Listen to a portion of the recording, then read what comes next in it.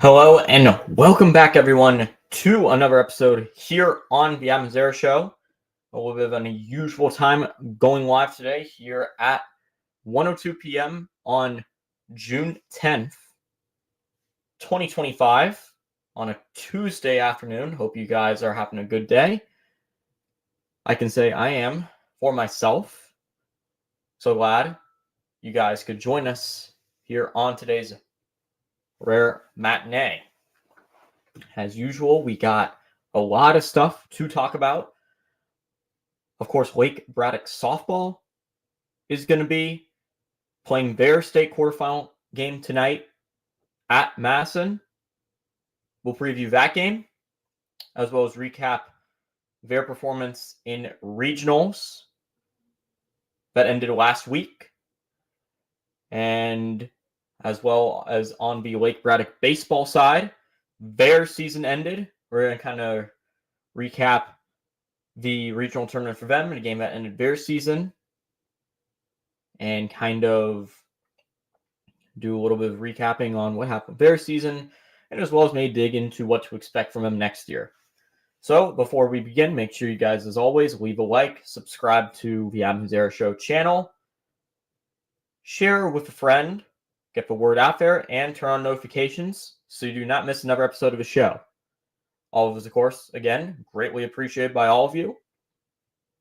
And without further ado, let's get it started here today on a matinee of the Adam Zera Show.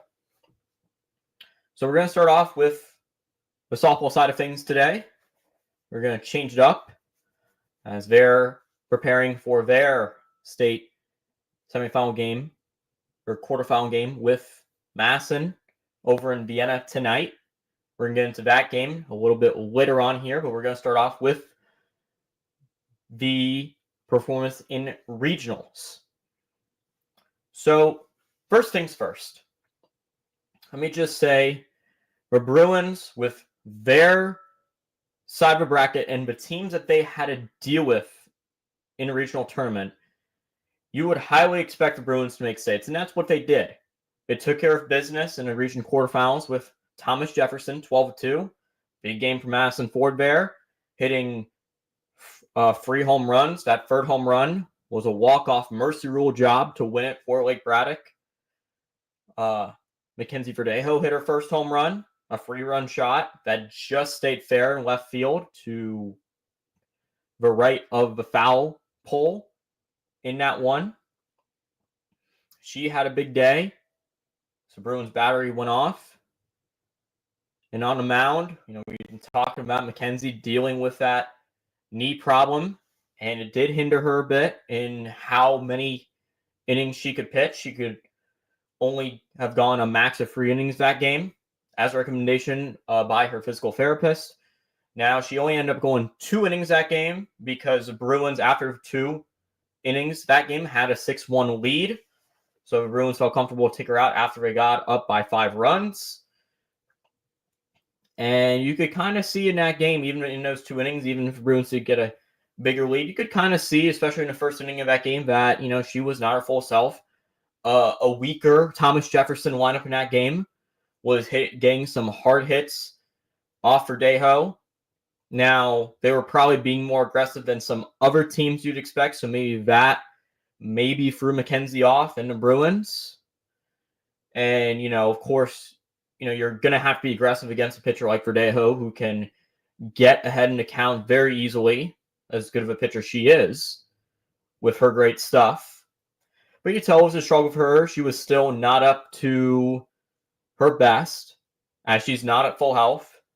And she's still recovering from it up until this day. We'll get into a little more as we continue to break down kind of regional tournament. But still, Bruins were still able to win. They should have still won that game, even if she didn't pitch the whole game. Sarah Allen did a great job pitching a few innings out of the bullpen.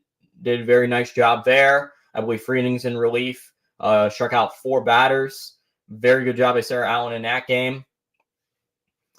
And then they take care of business with Thomas Jefferson team that they should beat, that, maybe has a winning record, but, National District with a lot of bad competition, but doesn't really have a good track record against out of district. And that's what the Bruins were able to do and beat them soundly.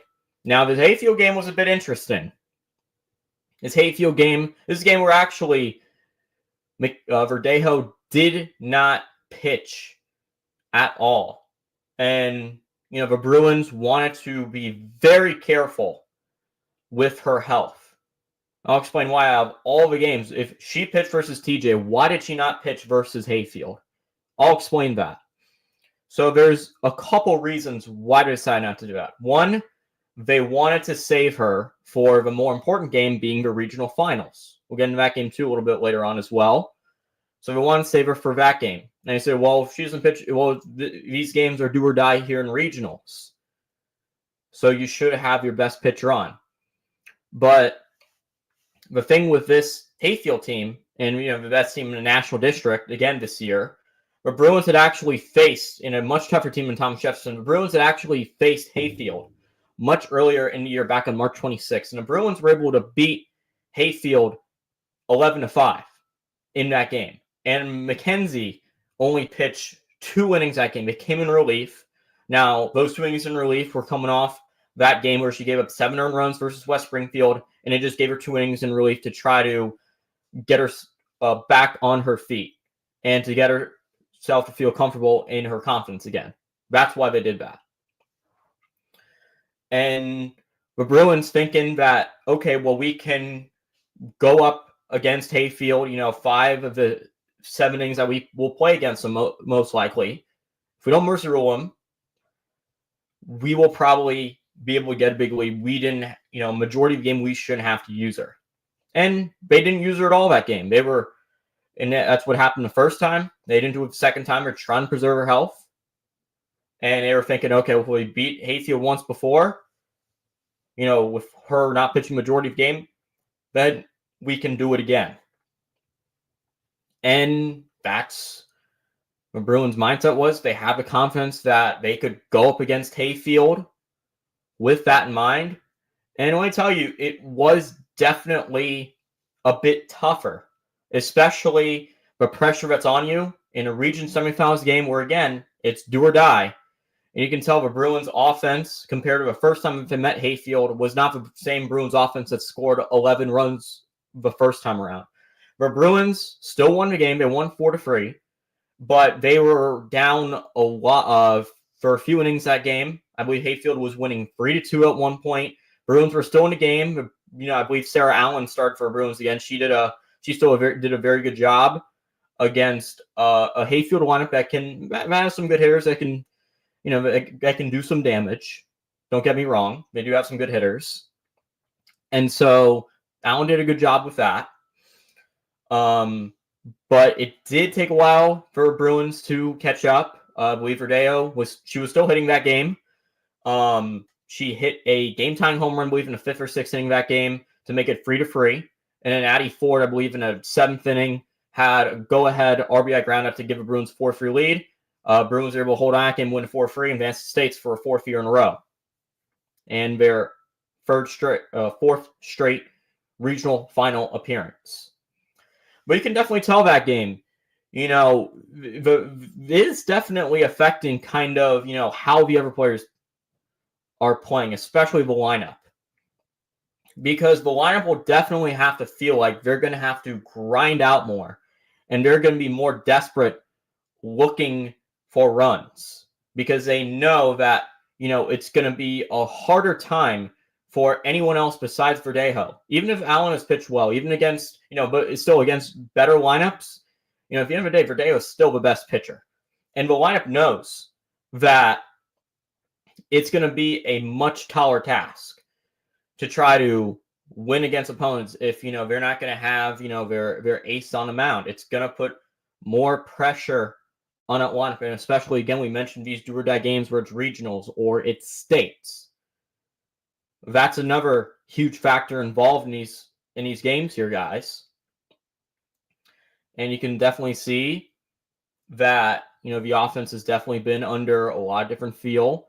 And, you can maybe see if the offense, didn't do, I think, as well as people expected them to. People were expecting, well, it's National District. People were expecting, the Bruins to blow the Hawks right out of the water. they were expecting, maybe not a mercy rule, because again, the Hawks do have some good hitters. Maya Cook, Bell Mistrada, can do some damage for them. I think they have a couple other good hitters in that lineup who can contribute well for them too against some out of district pitching as outside of national. But again, the Bruins, were still able to score 11 runs against them last time, and that should be plenty enough to win the game. And 4-3, you could definitely still say the offense was still struggling a bit. And Verdeo is still at least healthy offensively. She is still hitting. She homered 2 games in the tournament.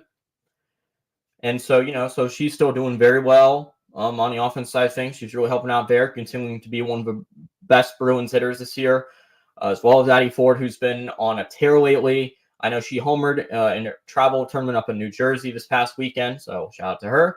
And we're going to get into this region final game, which is, of course, I think the game that most of us want to hear about. So this region finals game. Now, let me just say, even with Verdejo still not being 100% healthy for this game, it still could have gone either way. And the Bruins could have put Verdejo in a better situation in the first few innings of this game. And I'll tell you why. So, it's the top of the first inning of this region finals game. South County is getting a lot of base runners. And they're getting a lot of runs. Eventually to a point where you're thinking there might not be a chance where the Bruins can come back. Because South County ends up grabbing a 6-0 lead in the top of the first inning of that region finals game last Thursday on June 5th at Hayfield. And a lot of it had to do with the fact that it wasn't because of the fact that Mackenzie's not a full health. It's not because of the fact that she's having a bit of a down season. It's because of the fact of the defense. The defense was not good at all that game. Not what it should be in any game, especially when it comes to a region finals game, where they committed 6 errors throughout the game. A lot of them came in that first inning. Verdeo gave up 6 runs. 2 of them were only earned. The other 4 were unearned. All of them coming in that first inning. So Bruins didn't do a great job on defense, giving Verdejo enough leverage. And because of that, she had to throw more pitches. She had to work harder to get outs. And that's not a situation where you want to put her under more stress mentally. It's going to cause stress on her physically because she's going to have to put more pressure on herself. And she's going to have to put more pressure on her pitches to try to work out of trouble, work out of these big jams.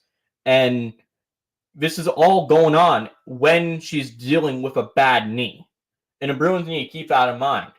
And, they were able, and, it was not bad enough to where she had to be taken out in the first inning. She could still pitch a second inning that game. She pitched a scoreless second inning. But they could not pitch her past 2 innings because of that one inning, that first inning where her pitch count got so high. And I think she allowed a couple of base runners in the second inning too, but she was able to get out of it unscathed, didn't allow any runs there. She only able to pitch 2 innings because I believe her pitch count, it was at least over 50 pitches. And once the third inning came around, that's when the Bruins took her out. The Bruins had to go to Sarah Allen and Olivia Federico for the rest of the game. And if the Bruins didn't make those errors, you didn't have froze man pitches, then you're probably looking at Verdeo being out there at least another inning. In baseball, they say that, you at least want to throw 15 or less pitches each inning. That's what they tell you. That's what they always tell you. And, that's, across 3 innings, that is, maybe 40 pitches? So you could have probably had her go, maybe 45 pitches.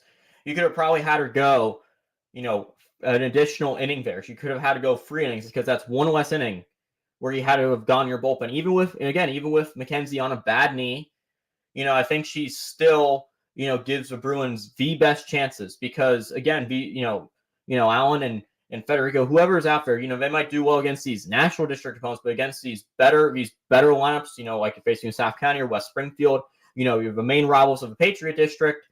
They're not really going to give you a lot of leeway. So, the Bruins defense needs to come up when they need to. And we talk about, there's been a couple games where South County this season against Lake Braddock has not gotten a lot of luck defensively. They've committed a lot of errors. And the Bruins have gotten lucky a lot of times in scoring a lot of error runs against them in a couple games. Especially in that district semis game where the Bruins had all 3 of their runs come on errors, I believe. And they won 3-2 in a game that they really should have lost. And that South County should have really won 2-0. So you have that going on. And now let's get to the hitting side of things. The hitting, actually did, I think to some people's surprise, the hitting actually did pretty well. I believe the hitting scored a combined, they scored 11 runs. I think 8 of them came on, were earned. And I only tell you, Matty Grice for South County was not that much better. So with, even though Brad gave up 13 runs, Braddock still only lost 13-11. Braddock was still, close, only lost by 2 runs. The game could have gone either way. Bruins were, and this is a Bruins offense, again, we've talked about lately, kind of being volatile, coming out of that district tournament. We kind of weren't sure how they were going to perform. It was kind of volatile versus Hayfield, but as well at times. And against South County, they actually did well for those first few innings. They were getting runs. They were knocking Matty Grice well, a pitcher who practically shut him out in the district finals. And you're kind of feeling like, yeah, they weren't really going to score after that top of the first inning where Soko got those 6 runs. But Lake Braddock had the offense come up. The offense, I think, had a drive in them. They were motivated to get back into the game. And that's what they did. They scored 8 runs off Grice. Eventually, they will get the lead. It would make it a lead within the first few innings, get it to, I believe, a 10-6 lead. Grice was, I think, out of the game after the 3rd inning. So now both teams, by the end of the 3rd inning, both teams had both their aces out. Verdejo's out for the Bruins, and Grice is out for the Stallions. So now the Stallions have to go to Julia Niner, who in appearances this year has not had a good ERA. Now I know her and Grice have kind of split time. There's been spots where Grice has struggled this year. But overall, Niner, when she's come in this year, has not been nearly as good of a pitcher for the Stallions. We'll say that. I believe she has around a 5 ERA. Her ERA is not great. And now here's the part where the offense didn't do well. So against a pitcher who has a well above 4 ERA. I don't have the main ERA numbers on me right now. I can pull it up real quick, but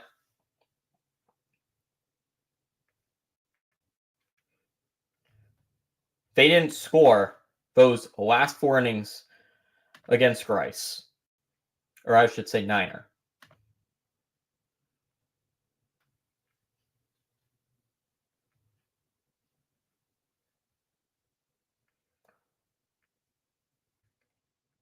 Now, to do with a lot of the season, she has struggled. I believe she had over a 4 ERA coming in, and there was the 4 straight scoreless innings she pitched. Bruins never scored again after 3rd inning. And you say, well, 8 runs or 11 or 8 runs, should be enough to score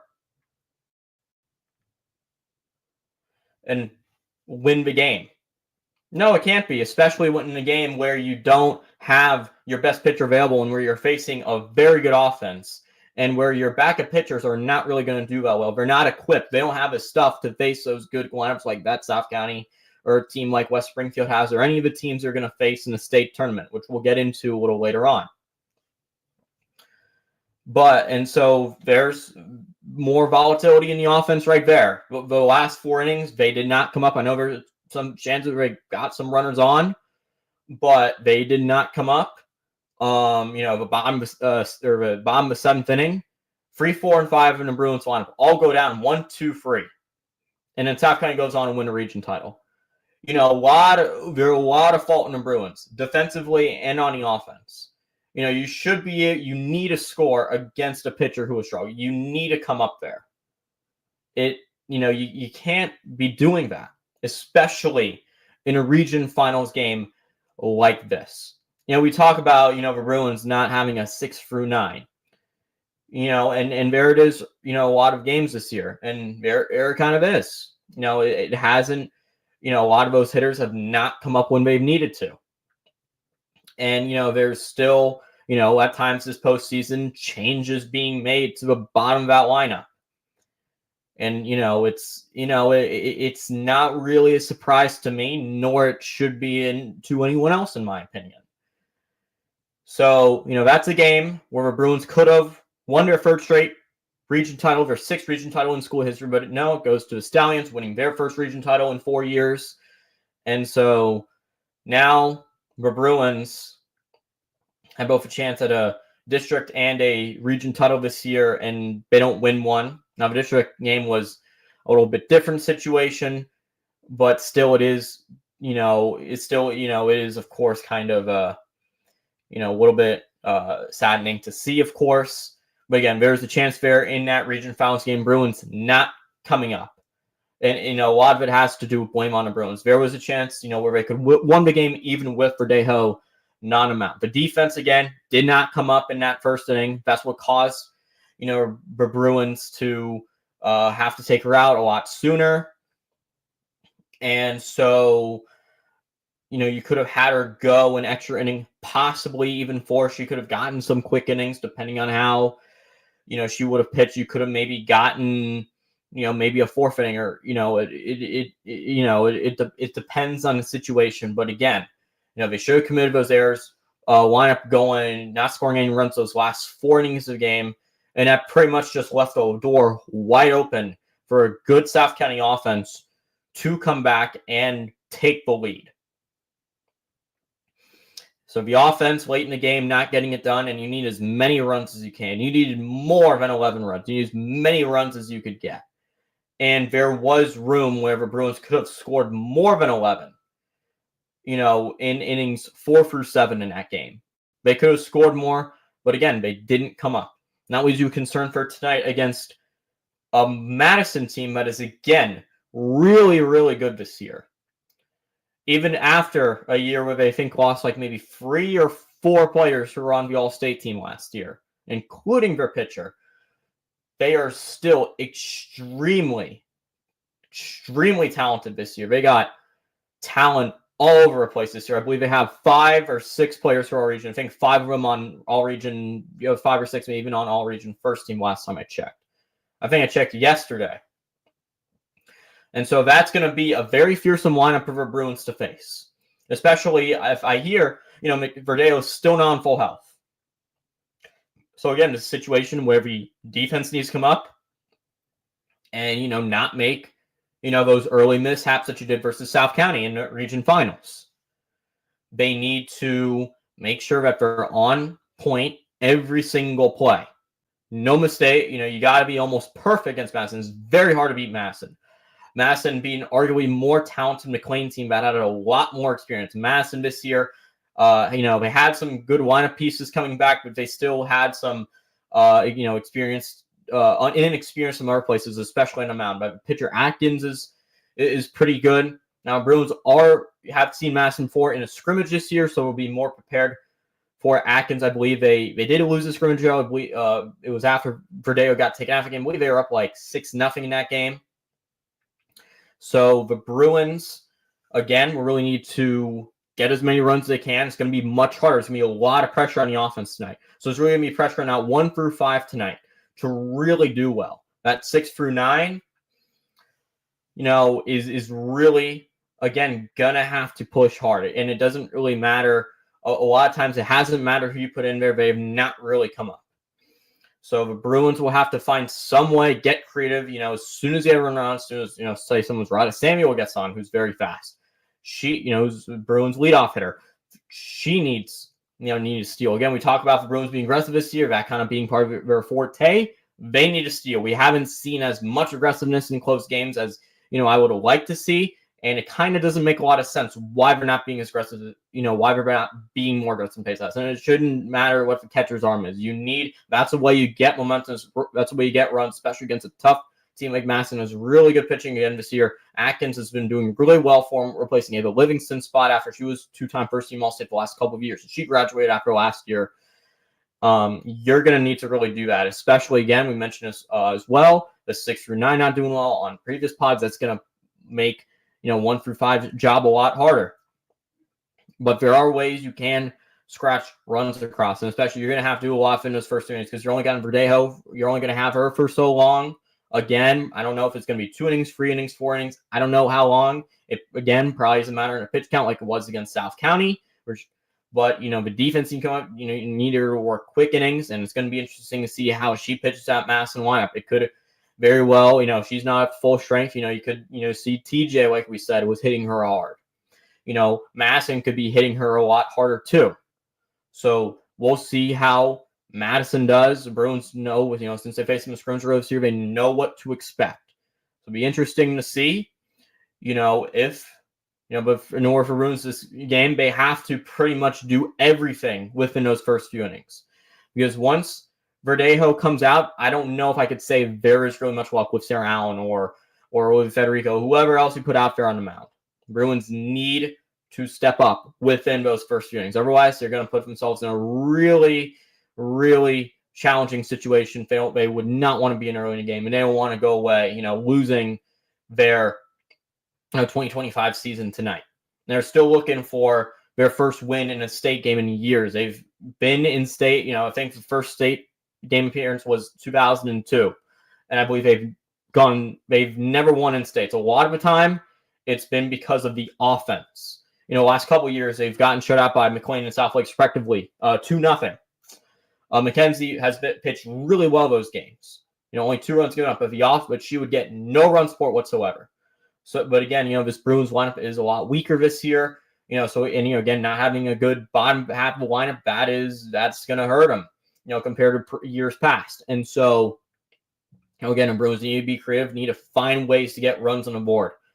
They haven't scored a run in states since the 2022 state quarterfinals game. Delaney Quayle hit a home run that game.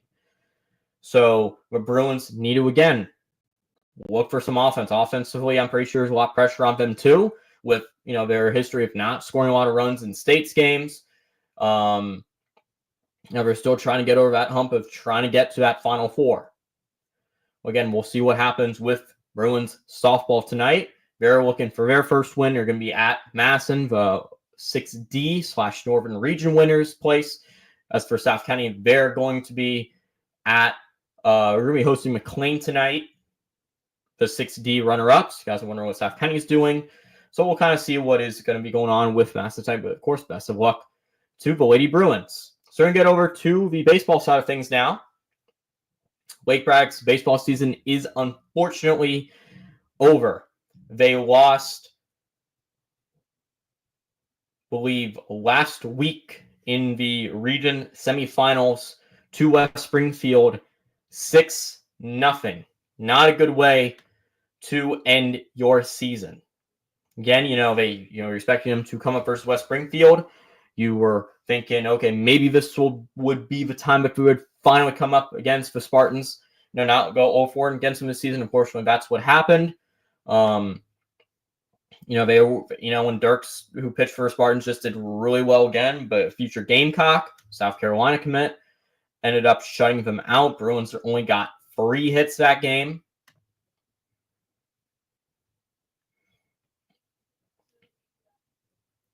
And it seemed like Bo Padgett did not have his best game either. 6 earned runs in 4 innings, 9 hits given up. So really, Bruins weren't really clicking on any serves that game except defensively, where they committed no errors. Jack Cavalario pitched 2 scoreless innings out of the bullpen, so that was good for him to see. Good way to conclude his season. But again, just a game where the Bruins were just not on it, really.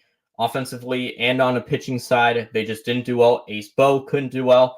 But despite the fact that their season is over, despite the fact that they're not making the state tournament for the first time in a non-COVID year since 2017, despite all that, let's look at the positive.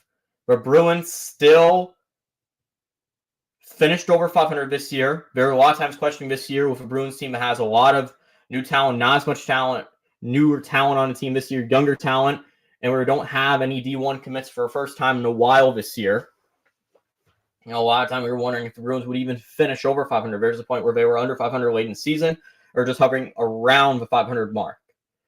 But they were finally able to come up with a few wins in the playoffs and still finish over 500 for this year. So Bruins continue that streak of not finishing below or at average since 1990.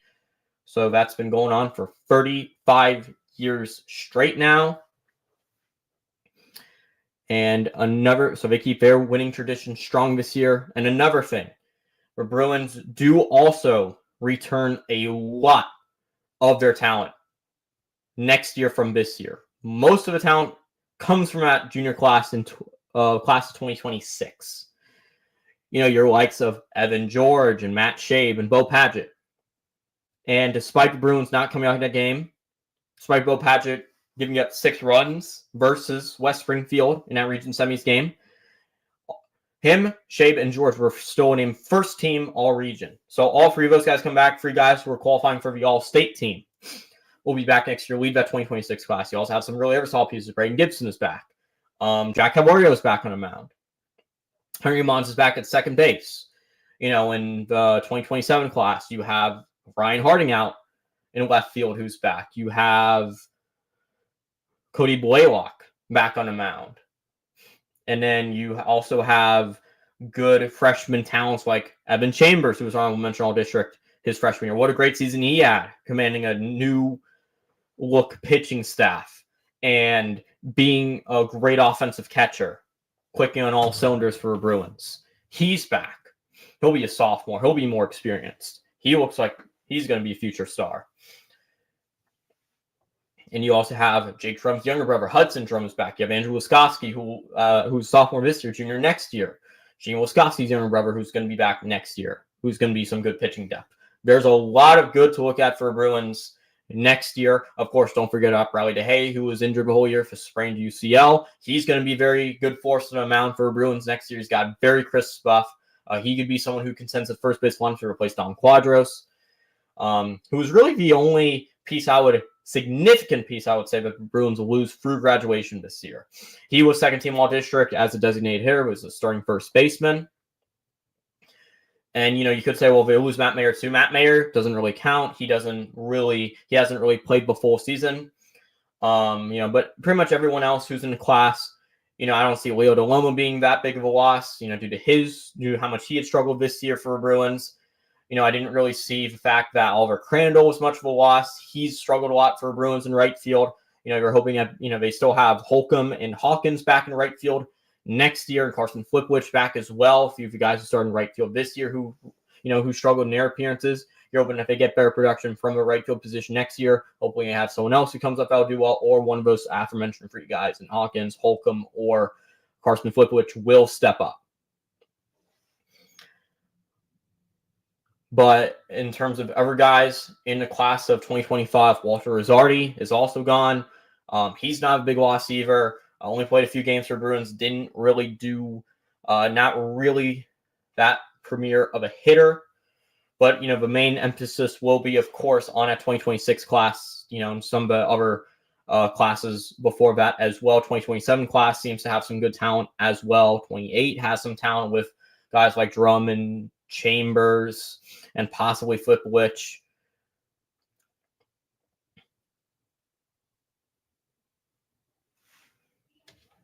And Skittles is saying around a 2 ERA for his last 6 outings after the first 2 weeks. He kind of been volatile at times this year.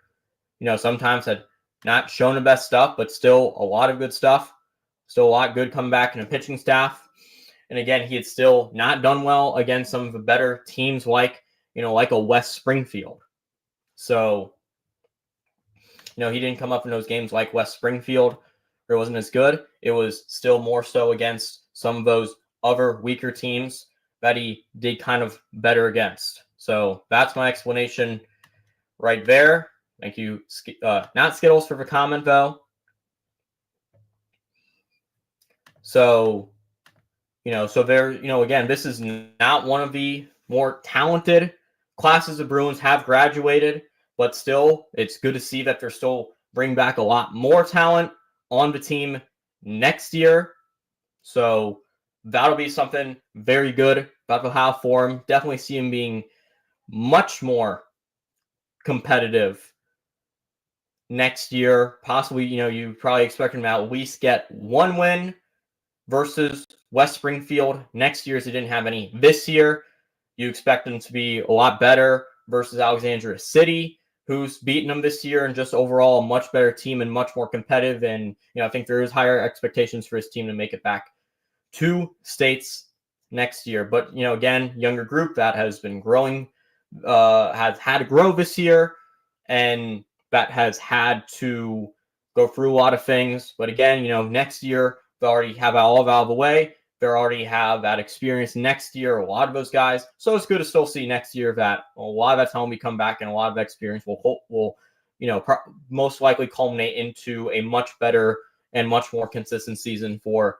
Bruins. So we'll see what happens on the Bruins softball side. Next season, of course, go to watch the baseball Bruins next year. And we're going to wrap it up right here. Make sure you guys leave a like, subscribe, hit that share button, and turn on notifications so you do not miss another episode of the show. We'll hopefully be back later in the week for a recap of the Lake Braddock softball. Who's going to be the ace next year, you think? That's an easy question for baseball. Bo Padgett, since he's back, he's first team all-region. He establishes himself well as the ace this year. Just going to answer that one more question. Thank you guys so much for tuning in. Of course, turn on notifications as well so you do not miss another episode of the show. We'll be back later this week for Rally to Hay. We'll be up there too. We'll be back later this week for another episode, hopefully for Lake Braddock softball as well. So thank you guys so much for tuning in and have a great day, everyone. Bye-bye.